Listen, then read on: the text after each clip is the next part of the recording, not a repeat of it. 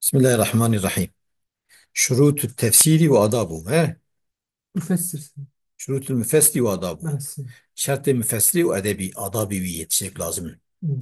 من أراد تفسير الكتاب العزيز إبخاز تفسير قرآني طلبه أولا من القرآن أيوش قرآن معنوي آيات القرآن إذا جدا هيتنا القرآن يفسر بعضه بعضا. بس. القرآن هر تفسير تكه فما أجمل منه في مكان مثلا تجي كده مجمل هاتبه يعني كده هاتبه تم نايف عمي مجمل تم نايف عمي فقط فسر في موضع آخر جي كده هاتبه تفسير كده هاتبه تفسير كده مم. وشاخه تيويا اللي مزكي ومختصر في مكان جي كده كن هاتبه فقط بسيطة فقط أوجي فقط يعني شيء فقط. فقط بسيطة في موضع آخر منه جي كده نضيجة فراهاتي ليش هاتي وشاخه تيجور دقي مم. فإن عياه ذلك أجر فياوي محير هشت يعني تشكي ندي طلبه من السنة يشكر بقرة والسنة بقرة مم. رسول الله صلى الله عليه وسلم تحقق في آيات تشكيهاتنا بس. شيء فإنها شارحة القرآن وموضحة له شيء السنة شارحة القرآن وقرآن بيان مم. ها وأنزلنا إليك الذكرى لتبين للناس بس. مفسر حقيقي رسول الله يعجب كتبه أوية مم. فإن لم يجده من السنة أو مفسرين بات سنة دجندي وزن رجع إلى أقوال الصحابة شيء ودهان اسكي وحيينه مم. يسكي كان يا وحيينه أي مم. فقر بالقوتين صحابية فإنهم أدرى بذلك أو تبيت زانا لما شاهدوا من القرائن والأحوال عند نزول شيء قرينات يتبون ترماد يتبون جمع نزول القرآن ولما اختصوا به من الفهم التام في فهمه تمام بو أخي أو زلال بو مم. عقل زلال بو عقل صافي بو والعلم الصحيح والعمل الصالح أبو الجموان نوري بس. وعند تعارض أقوال الصحابة إذا بين الصحابة كي وهذا بيك وهذا بي شادي وانا يدينه مم. وطينا السنة نورماله وزمان يرجح ما قوي الاستدلال فيه إكسالا كي قوة تبقى أبو بيتر شكل مم. مثلا كاختلاف في معنى حروف الهجاء مثلا اختلافان معنى حروف الهجاء يرجح قول من قال إنها قسم تبي دليل إذا قلت وش خرج بيته يعني غير ترجح كي مم. كي ترجح كي تبي مثلا ترجح كي قوة قسم يعني صونده مم. حامي يعني أقسم بالحق مم. وقد ذكر الزركشي في البرهان في علوم القرآن الزركشية بس. أربعة مآخذ للمفسر شار قيناخ شو مفسرها ذكر كذي مم. شارحة الأول النقل عن النبي صلى الله عليه وسلم قلت نقل في خبر هبة أول الأول مم. الثاني الأخذ بقول الصحابي قلت الصحابي الثالث الأخذ بمطلق اللغة معناه لغة عزبانة عربي دوها مم. فإن القرآن نزل بلسان عربي زمان عربي هاتيه الرابع التفسير بالمقتضى معنى الكلام يعني شيء معنى كلام ويا تخوزه والمقتضى من قوة الشرع يكون در خصن شريعته يعني معنى عام بس.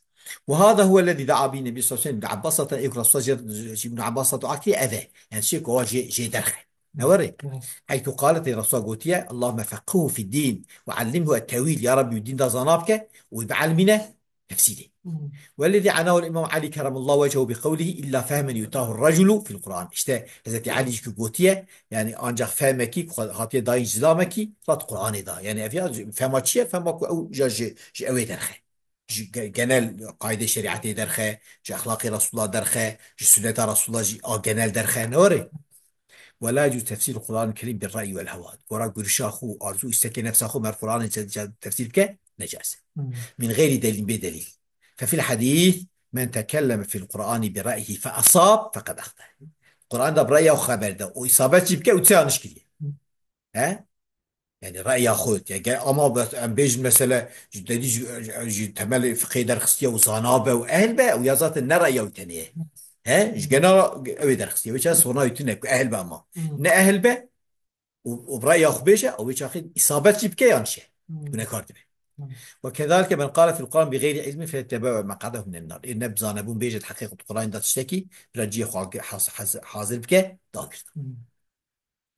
فمن قال في القرآن قول يوافق هواه القرآن دا تشتكي بيجك موافقة أرزيوي بن فلم يأخذ على إمة السلف إمام السلف نجد وأصاب إصابة بك فقد أخطأ أخطأتك لحكمه على القرآن بما لا يعرف أصله في حكم القرآن تشتكي أصينا بليه مم. ولا يقف على مذهب أهل الأثر والنقل فيه وهاي مذهب أهل الأثر والنقل فيه أن عالمة لأن بس. أهله ضرب باعتبار أن أهلا مرتي معناتك بس. ولا يحظر على العلماء بتفسير صرف الآيات إلى معنى موافق لما قبلها وبعدها تحتمل الآية. أما ناي معنى كده سر عالم بتفسير عالم به صرف آيات بكبال معنى كموافقة بلي وبا يا بشتي وبا آيات احتمال خاصة وزارة أهل به زارة غير مخالف للكتاب والسنة من طريق الاستنباط. ونم مخالف الكتاب والسنة به أما فيها استنباط مثلا هو قاعدة عام درتها مثلا كقوله تعالى انفروا خفافا وثقالا من قلت معناه يعني شبابا وشيوخا يعني جينجي وسفر بلك وقتك مثل هجوم بس العالم الإسلامي وكانها ما شاء الله أمس خفافا وثقالا وشاخي جوهية قلت معناه يعني جينج واختيار. وقيل أغنياء وفقراء زنجين وفقير. وقيل عزابا ومتأهلين عازب وزوجاني. وقيل نشاط وغير نشاط يعني بازان وبيبازان. وقيل الصحاء ومرضى صاغلم ونخوش. وكل ذلك سائق والآية تحت تفانا احتماله شيء ظنا تف وطيب سفر بريك شيء وجر شيء تن علامة إسلام التهلكة دابه وأنها يرسل هالكثير ورا شيء جيته واجب. وأما التأويل المخالف للآية والشرع تأويلك مخالف للآية الشرعية به فمحظور أو يصح لأنه تأويل الجاهلين كما تأويل الجهل يعني نجح لا رأي شو وطي مخالف معناه نجح لا رأي. مثل تأويل قوله تعالى ما رجل البحرين يلتقيان يعني البحر لقى هابون إنما علي وفاطمة صاش مال خير ها حزت علي وفاطمة يعني كحزت حسين وانا شو شيء يخرج منها اللؤلؤ والمرجان يعني على الحسن حسين. وعلى الخاط في التفسير إتقان علم اللغة طابي سر إيكو خد ضال لوقي تفسير بك جركي علم اللغة شي باش والتصريف جرى زامبا والاشتقاق جرى زامبا والمعاني جرى زامبا والبيان جرى زامبا والبديع جرى زامبا وعلم القراءات نوري وأصول الدين يعني عقيدة أصول الفقه إيه أصول فروع الفقه أصولي وأسباب النزول والقصص جرى زامبا والناصر منصوص زامبا فقه أحاديث المبينة لتفسير المجمل والمبهم نوري إيه أحاديث بيان كن تفسير أي مجمل يا أي مبهم. وعلم الموهبة علم الموهبة أو شيء وهو علم يورثه الله تعالى من عمل بما علمه وضع تعالى دوانك بعلمه عملك جا وضع يعني تبين أو فراسة ذكاء تبين وري وليش هذا الحديث من عمل بما علمه عمل بك بتشي زانه ورثه الله علم ما لم يعلم وضع تعالى ذيك علم تشي نظام بيش. واعلم أنه لا يحصل للناظر فهم معاني الوحي حاصل نابع الوحي شو المشتبه يعني ليس ليت شغله فهم معاني الوحي جر حاصل نابع ولا يظهر له أسرار حكمته يجرى ظاهر نابع وفي قلبه بدعة قلبي ده بتاعت هبة أو كبر هبة أو هوان هبة نوري أرزي نفسي أو حب الدنيا هبة حسنا دنياي أو هو مصير على دياجي ضامن يسال جناهك إصرار كبيرة بتشوف بيجي أو غير متحقق ملياج إيمانه نكس تمام أو ضعيف التحقيق يا ضعيفة إيمانه ضعيفة أو يعتمد على قول مفسر ليس عنده علم يجي شاب طابع مفسر كده نزاد مفسر تبنى عالم مزنين شيء إذا ضعيف طابع وانت به أو راجع إلى معقوله يجي شبال شيء عقلي خذ وهذه كلها حجب معناتها بردنة ومعنى أنجلن بعضها آكد بعد إنك يجي كده قوتين جنمر معناتها قد. وفي هذا المعنى قوله تعالى في معنى دايد بي يعني ملك عربي شفاعة شارتي بالفياية سأصرف عن آياتي أزي فجر نفسه آياتي خو الذين يتكبرون في الأرض بغير الحق إيه كبريت كنت أرضي ده بحقي أزي وانا يعني آياتي خبوان ناظم في بي ها قال سفيان بن عيينة يقول أنزع عنهم فهم القرآن بس سفيان بن عيينة ولا معنى كذا فهم القرآن جوا مستي. وعلوم القرآن ثلاثة أقسام سي قسم علم القرآن السنة الأول علم لم يطلع الله عليه أحدا من خلقه وضم مطلع سرينك كسي خلقه لم يطلع يعني مطلع يعني لم يطلع الله عليه وما استأثر به وظل جمخه اشتيه من علوم أسرار كتابه مثلا علم حكمة كتابوي من معرفة كنه ذاتي مثلا ككنها ذاتي خدا شوية وغيوبه التي مثلا أو غيبه لا يعلمها إلا هو أنجح أوزانه وكعجل وكمشي وري نوري شبالية ميتافيزيكا بآخرته وهذا لا يجوز لأحد من الكلام فيه بين الوجوه إجماعا كسب تحقيق هذا كان خبرنا خدا قلت يا شيء ولا كلها من شو مشتبه زامبوز به تمامي أسري من دعاتي سر هبونا متكن والأقوام زامن بس. الثاني ما اطلع الله عليه نبيه أطلع الله عليه نبيه مطلع كريه من أسرار الكتاب ها حكمة كتابه واختصوا به رسول خاص به وهذا لا يجوز كلامه فيه إلا له صلى الله عليه وسلم أجيج أنجا في خبر ده أو لمن أدين له يادي في دوام ده. ويقال إن أوائل السور من هذا القسم في قسمين في خبر زامبو وقيل من القسم الأول قسم قوتين في خبر جن زامبو هيك خدات نظام. أو لي سورة حموانا هنا. بس. الثالث علوم علمها الله نبيه، فضاب پیغمبر على الماضي ما أودع كتابه في كتابه من المعاني الجلية والمعاني العاشقة والخفية يجزي وأمره بتعليمهما وأمر كيف قلت تيجي بعلمي متى بعلمي. وهذا ينقسم إلى قسم، فيها تبدأ قسم منه ما لا يجوز الكلام فيه إلا بطريق السمع. قسمك جي من كاره تخبر ده أنجح تشبر رسول بيستيه، وهو أسباب النزول والناسخ والمنسوخ، وانا من باشقه شعراء او نه تشتكي اجتهاديه، بس.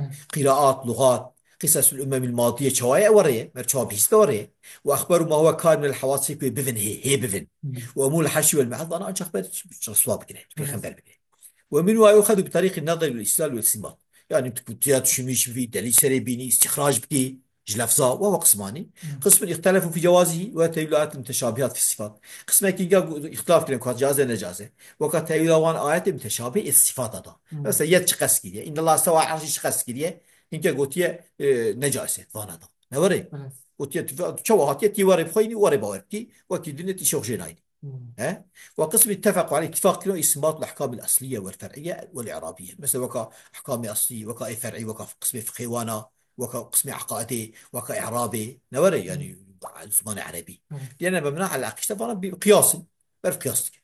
وكذلك فنون البلاغه مثل وكا بديع بيان معاني وانا، وضروب المواعظ والحكم والارشادات مثل ششيته وعزاء حكمتها ريد نشاندانا لا يمكن استنباطها منه، لا يمكن اسمه من كارش قرآن درخه. ها. واستخراجه هو لمن له أهلية واختيار أهليته وانهبه من كارنج درخه. عم بو. بس. أما كلام الصوفية في القرآن صوفي جانبين تفسير إشاري فليس بتفسير أو تفسير، لأنهم قالوا بأن النصوص ليست على ظاهرها أي باطنها، ما نس أي باطن رضيات بيجي لا إشاري. يعني الناس يقولوا ظاهرية هندري ولا معنى كده هي، بل لها معاني باطنة لا يعرفوا إلا المعلم. دبي معنى باطنها أنجح زلجر هات مع الماند يوجد طبيعي فيها حقيقة منها وقت كوري بد ألانا أوي بدك ألانا استثماري بد ما فيش نو. وسئل الشيخ الإسلام سراج الدين البلقيني شيخ يسأل سؤال عن رجل قال في قوله تعالى سلامك تحقق في آياته قلت ما الذي يشفع عنده إلا بإذنه. ما قلت لنا دبيجة يك دبيجة أن معناه من ذل.